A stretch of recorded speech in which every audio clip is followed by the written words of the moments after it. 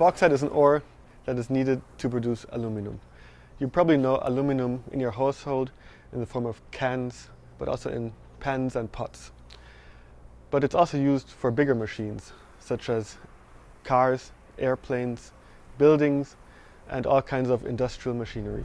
Bauxite was first discovered in Jamaica in the 1940s, and after American and Canadian companies established the infrastructure on the island, Jamaica started exporting it in the 1950s and quickly became the world's largest exporter of bauxite.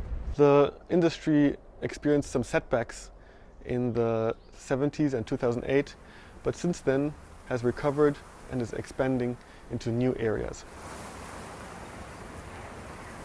Bauxite is mined in an open pit, which makes the removal of topsoil and the destruction of all vegetation necessary. In the first step, bauxite is processed to aluminum oxide. This happens in refineries in Jamaica. During this process, red dust is dispersed, which damages plants and can lead to respiratory illnesses. A red mud is produced as a useless byproduct.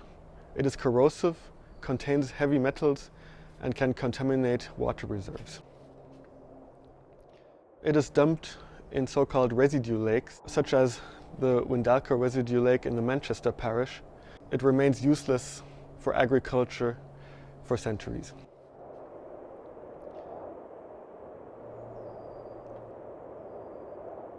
Bauxite mining in Jamaica has recently expanded into previously unexploited areas, such as Cockpit Country, a region with dense rainforests, unique ecosystems, and with numerous endemic species.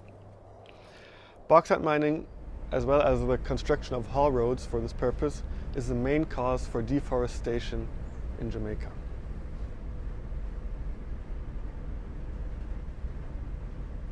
The rural residents and farmers of Cockpit Country have been suffering under the expansion of bauxite mining into their area. And especially the Maroons, who have claimed their ownership of Cockpit Country for almost 300 years now, have been trying to prevent further mining through various forms of protests. Their message is clear.